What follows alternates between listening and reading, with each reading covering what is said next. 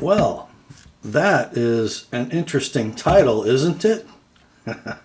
Yeah, I think so.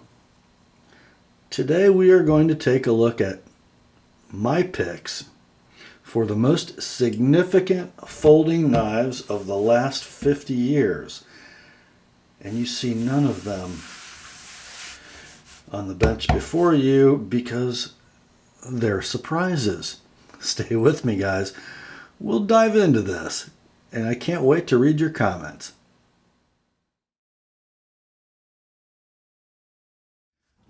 Hi gang, Rob here. It is the afternoon of 30 November 2014, and here's a video coming up for you all that's been percolating within me for some time, and I thought I'd better get it out of the way before the end of the year 2014 because 2014 marks the 50th anniversary of the single most significant folding knife of the last 50 years. Yeah, it turns 50 this year.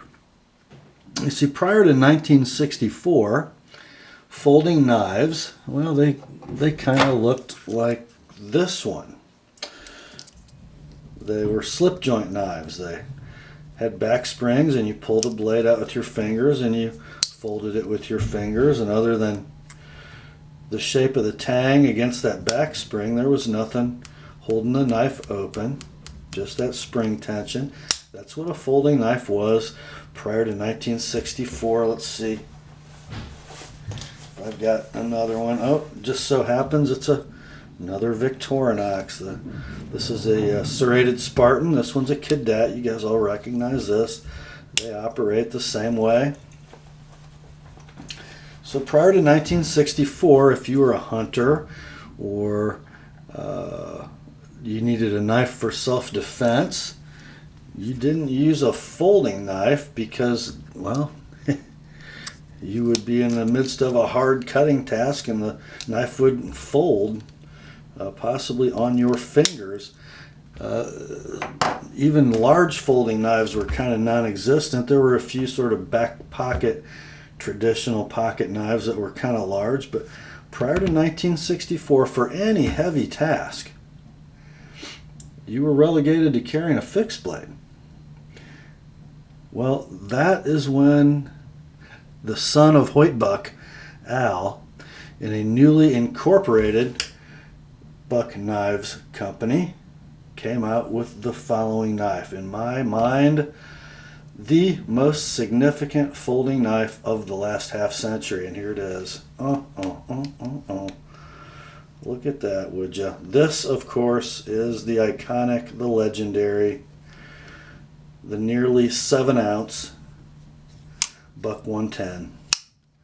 Buck Folding Hunter, as it was called back in the day. Constructed of a solid brass frame with various inserts or covers or scales over the years. This one, a 1980 vintage model in 440C stainless steel with walnut scales. What's significant about this knife? What makes it the most significant knife of the last 50 years? Well, I'll tell you. First of all, it's this right here. The lockback mechanism. The knife seems like it's on a conventional back spring, but it's not so conventional. It is not a spring you see here. It is a rigid piece of steel pivoting by this point against an internal spring. You can see it in there if you look closely. And when the knife reaches its open point, you can see the notch in the tang. The tooth on the end of this bar snaps down into that notch, and you have a knife that will not fold until you depress the back of that bar. It was strong, it was secure, it was big, it was heavy, it had a man-sized handle, good ergonomics for a variety of cutting tasks. And the modern folder was born. Guys, if you are knife collectors, knife nuts, knife aficionados of any type, and you don't have a Buck 110 in your collection is lacking. Why? Well, not because it's the best folding knife ever made. It's pretty darn good. This one, 33, 34 years old and counting, and no sign of giving up the ghost.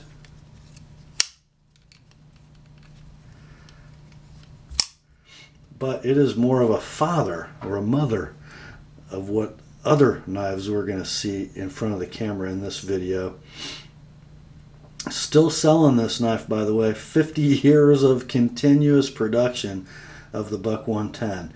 When it was new, or at least when it was sort of new in its first 20 years, let's say, there were many copies. Everybody made a knife that looked like this. Anybody who's anybody. Everybody who was anybody made their version of the Buck 110 folding hunter. But you had to pay the piper if you wanted the real one. They were almost twice as much as an Uncle Henry or a Camillus, or even some of the German counterparts were less expensive than the Buck 110. There were German knives that were more expensive, but as far as the domestically produced ones, the Buck 110 was for the serious knife owner back in the day. Now you can buy it at Walmart for 40 bucks with stabilized laminated wood scales and rounder corners and 420HC blades. Still a great knife though. But there it is, guys, the most significant knife of the last 50 years. And as we look at the rest of them, I think you're going to see why. Okay, next, we're going to do these in chronological order. Next, we fast forward to 1990. A little tiny company based in Colorado. Don't know if they were at the time. They are now. And a proprietor named Glesser, Sal, who was sort of an inventor of gadgets and devices to hold jewelry while working on it, and knife sharpeners. He decided, well, you know, it's time to move beyond making sharpeners and produce a folding knife. Sorry about banging into the camera. And the one we're going to talk about, maybe the next most significant folding knife of the next 50 years, the Spyderco Endura, released in 1990. Didn't look like this one. Not much anyway. About the same basic shape. This, of course, is a 2014 model, an Endura 4 in laminated super blue steel with a gray fiberglass reinforced nylon handle. The original, released in 1990, had a blade of Gin 1 steel. It was saber ground, so it was full thickness all the way down to about here. And that grind sort of swept with the belly of the blade. The handle was all fiberglass reinforced nylon, didn't have these stainless steel liners you see in this one. And the clip was sort of integral to the knife, and it was also fiberglass reinforced nylon. The knife weighed well under 4 ounces. It was a nearly 4-inch long blade. It incorporated a shorter version of the locking system of this knife. Sal sort of borrowed this design from Al Mar. We could call it a mid-lock or a front lock. Just the same basic system of a lockback, only the lock release, the back end of the bar, is more toward the middle of the knife instead of way at the back. So in a rather natural position, you could close the knife, and you could do everything one-handed, because with a little flick of the wrist, the choil, the unsharpened full thickness area of the blade tang, just bumps into the index finger. You flip the knife around and you close it with your thumb, and it had the round hole opener. Now, not the first one-handed knife ever available. I think there were some thumb stud knives that came before the round hole Spyderco. But you know, Sal Glesser is an interesting man, a great innovator, and he continues to be so until this day. His stated philosophy in making a folding knife is it starts with the edge. The tool is made to cut. So let's make an edge that cuts. Let's make it thin. Let's give it good edge geometry. Let's give it a good profile or shape so that it is effective in its intended use. And then we're going to build the rest of the blade. The rest of the blade is designed to support the cutting edge in Sal's philosophy and support the cutting edge the Endura blade does, with lots of thickness at the base of the blade where you're going to be cutting with most power. Lots of distal taper in this flat ground version, giving you a super fine tip. And boy is it thin behind the edge on these new flat ground models. It was more of a workhorse in the early days with the saber ground blade, but a great combination here of innovations. Building on the Buck 110, we take that lock back, we make it more ergonomic, we put it in a super lightweight package, half the weight of a Buck 110, with a blade length about the same and the same stock thickness. We put it in an ergonomic handle that wears like iron, that you don't have to polish and you don't have to oil to keep it looking nice. It just looks like this forever. A superbly molded Spyderco Volcano grip, bidirectional texturing, stops the thumb from going forward on this end of the knife and stops it from going backward if you're just barely hanging on. Just brilliantly designed and not changed a whole lot over time. The Volcano grip is something new in the last 10 years or so. It wasn't quite the same pattern on the original. But here we're moving from sort of a modified traditional in materials to a truly modern knife. Now, let's back up a little bit. You know, we all in 2014, most of us knife nuts have collections of tactical knives. Well, remember, a tactical knife, a knife used for personal defense or offense, before 1964 when the 110 came out, was a fixed blade. And during the life of the 110, lots of things were done to it to make it a folding tactical knife. And it was envisioned in that role because of its locking mechanism. You could stab people with it and it wouldn't fold on your fingers. So people did things. They got inside with screwdrivers and pry bars and they bent that spring. So you would hold the knife upside down and the blade would fall to about right here. And it had very little tension. So you could just, with a flick of a wrist, the blade would fly open. There were even sheath systems made that were designed to hold the knife in about this position with a pin that bore on this base of the tang, and when you extracted the knife from the sheath, the blade would deploy and lock open. So the first thought people had of ever using a folding knife as a weapon started with this knife. And oh, did it blossom when this knife came on the scene, or about this time. Something you could pack easily, clip to your pocket, extract from your pocket, and in a very quick motion have it ready to go, ready to be used, locked securely open with almost a 4-inch blade.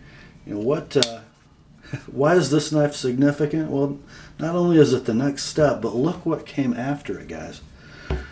I mean, Spyderco is a huge knife company with tens or hundreds of thousands of loyal customers. What did we get shortly after that Endura? Well, we got the baby brother or sister, the Delica, which is essentially the same knife made smaller. You'll notice this particular Delica is not a Delica.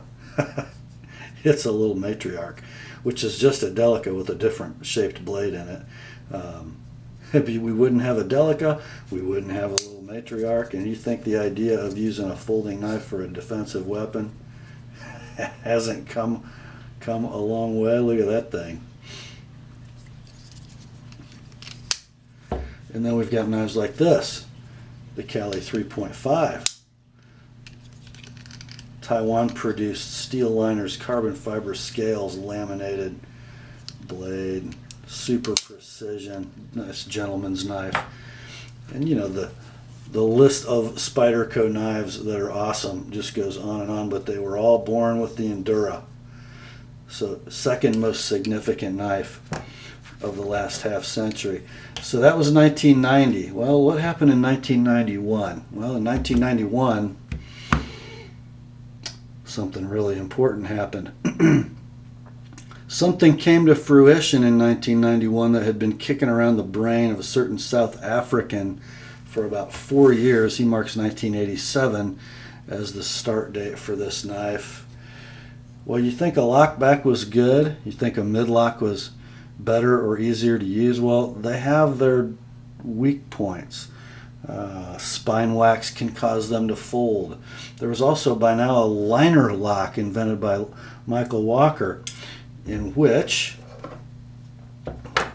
we'll use the Cali 3.5. Instead of being a lockback, we'd take the stainless steel liner, we'd cut it here, we'd cut it down the back, down the side, and then reposition it with some spring tension to stop against the tang of the knife to jam it open. Well, those were nice, and they were sort of easier to use, and they just weren't very strong. And by 1991, the world got to see the first production version of something called the Reeve Integral Lock. Invented by Chris Reeve. The reason it's called integral is because the locking mechanism, which is kind of like a liner lock with the scale removed, kind of like, but a little thicker, wouldn't you say? And in the Chris Reeve knives, the Sebenza being the first, introduced in production in 1991, made of titanium. Stronger, springier than aluminum, much lighter than steel. Good interface characteristics between the titanium and the steel blade tang. There's a little natural stick, meaning that locking bar wants to remain jammed against that steel blade tang even with a little negative pressure applied. Doesn't want to slip off like two pieces of steel of similar hardness might. Why was it revolutionary? Because it took a really ergonomic design, the liner lock, which had superb ease of closing, much easier than a lockback, but not nearly as strong. And it made that same mechanism strong, not only because of the section thickness of the locking mechanism, but also because what happens when you grip the knife? Where's the lock bar? Well, it's sort of buried in the knuckle of my index finger with pressure bearing in this direction, forcing the knife to stay locked. Brilliant. Well, how significant is the Sebenza? Well, let's just take a look, shall we? We wouldn't have this knife, the Zero Tolerance ZT-0550, without a Sebenza. We wouldn't have this knife, the Lion Steel SR1A, without the Sebenza.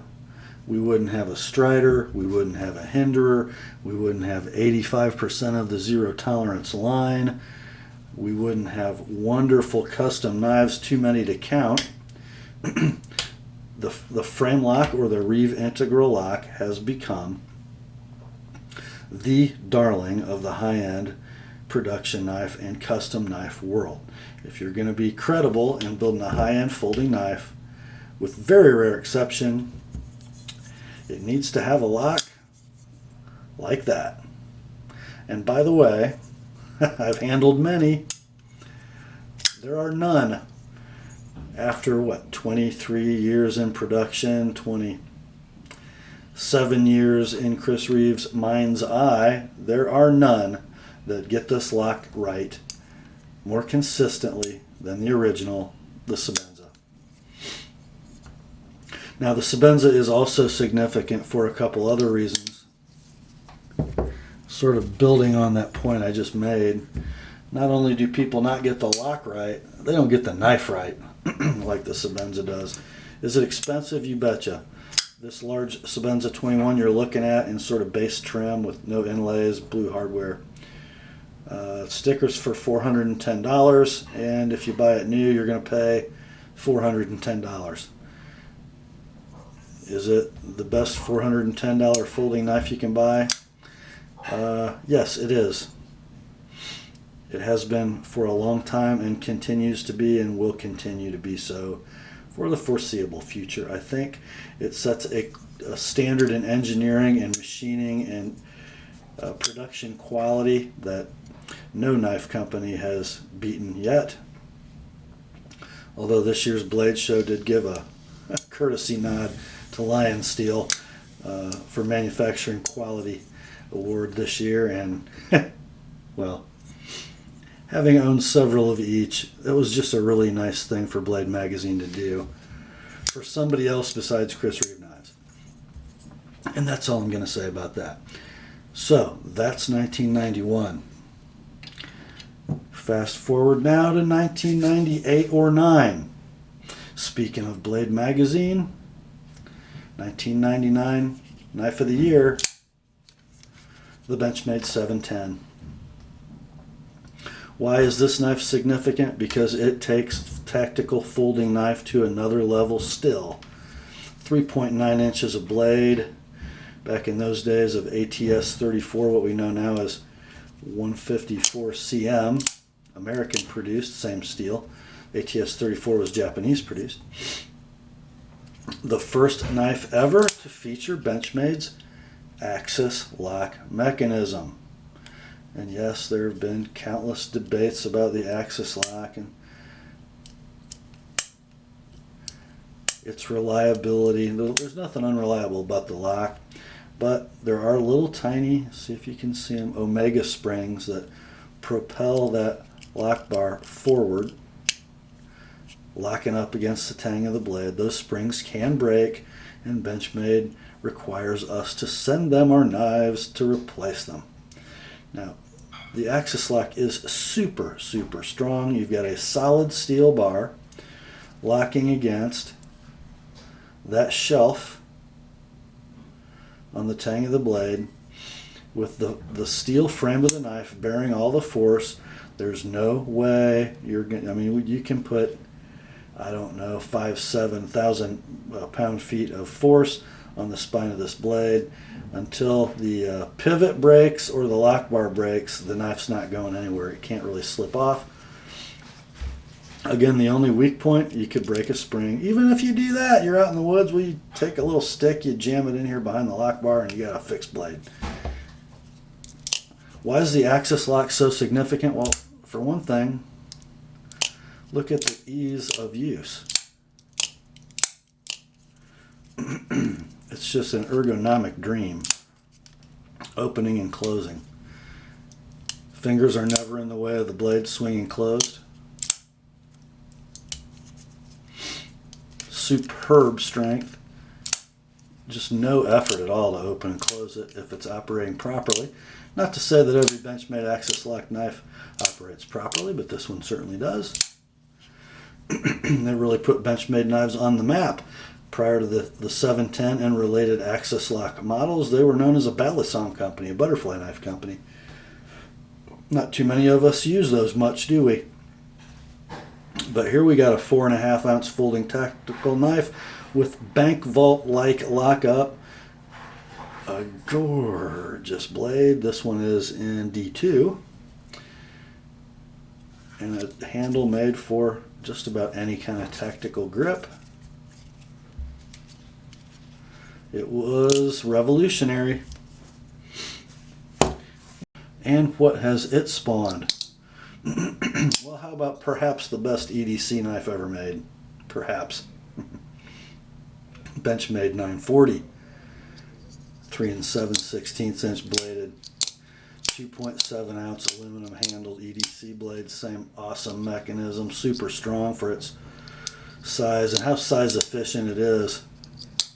Look how small it is folded compared to this Endura. And without much difference in length of cutting edge.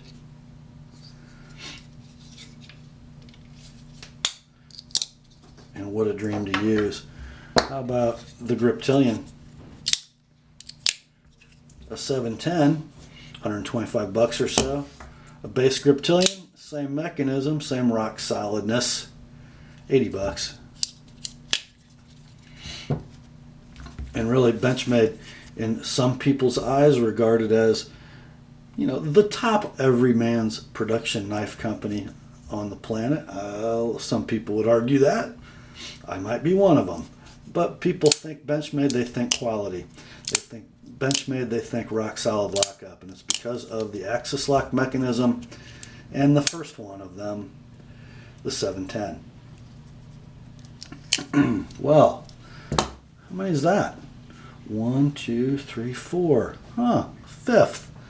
Chronological order. Well, for the last 20, 25 years or so in the knife world, we've had this absolute used car salesman of a knife company owner.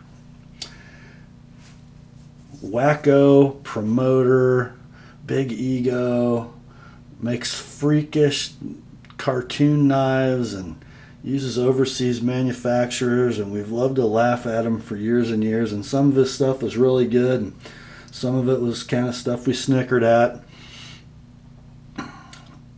And then came 2010. Cold Steel is the company. Lynn Thompson is the man. One of the guys who works for him, named Andrew Demko, came up with something evolutionary and extremely significant. Remember, guys, buck 110 lockback, Spyderco Endura midlock lockback. But Andrew Demko stumbled onto something. He stumbled onto something better. 2010-ish, Cold Steel released a line of knives with the Cold Steel Triad lock, designed by Andrew Demko. It looks like a midlock, doesn't it? But look how long, how deep that lock bar is. And there's something extraneous in there. There is a stop pin. Where a standard lockback has a tooth on the end of this lock bar that just fits down in a notch in the blade. They're pretty strong. They are susceptible to spine whack failure, and they are susceptible to up and down play. The Triad lock has a wedged shaped tooth on the end of the lock bar. A lot of spring travel. You're not going to accidentally put that lock bar in that position to let the blade fold. And because of its wedge-shaped tooth, there's really no up and down play in a Cold Steel Triad lock knife, except as that wedge is trying to work its way down into that cavity. And how about strength? That big old stop pin sandwiches between the back of the blade and the front of that lock bar, bearing the force from both, either in positive forces or strong cutting forces on the edge, or negative forces, pulling this lock bar forward with an oval shaped hole around its pivot pin into that stop pin, that pin distributing all the force through the frame of the knife. This model, the Recon 1, a 4-inch bladed clip point knife suitable for, well, it's a clip point folding knife that's the strongest lock on the planet, and it weighs just over 4 ounces. So what's it suitable for? Absolutely anything. Paying homage, of course,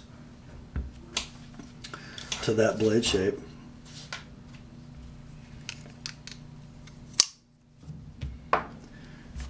Is it a tactical knife? Yeah, it is. Is it a utility knife? I don't know. Let's look at the slicing ability of all that belly. The knife's completely all belly. We're about 20 thousandths thick behind the edge. A gorgeous long run of hollow grind coming from 4 millimeters, or what is that, 156 thousandths down to 20 behind the edge. Os 8A steel. Yeah. Do we have enough spine here to pry? Yeah, 4 millimeters thick, about 3/8 of an inch wide. We can bury that thing up to here and start prying without having to worry about our cutting edge. 3/16 thick slabs of G10 is the only structure of this knife, except it's aluminum backspacer, and it's plenty strong. Here, let me just squeeze this as hard as I can. You guys see if you can see it move. Yeah, I didn't think so. And this knife, as you guys know if you follow my channel, has worked in its life a lot. Split wood, etc.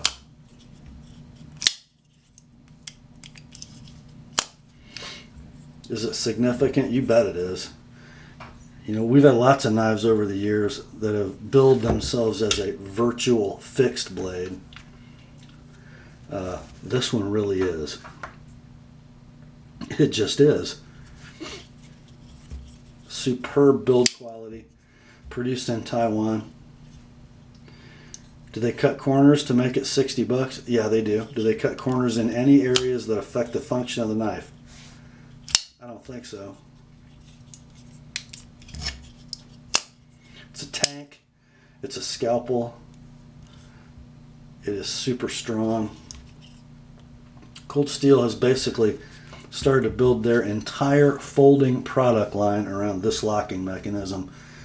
And even in a knife world where people don't like huge egos and brash personalities very much, you know, a lot of knife people are kind of introverted and like to make forum posts, but put them face to face with a guy like Lynn Thompson and they just mumble and slobber.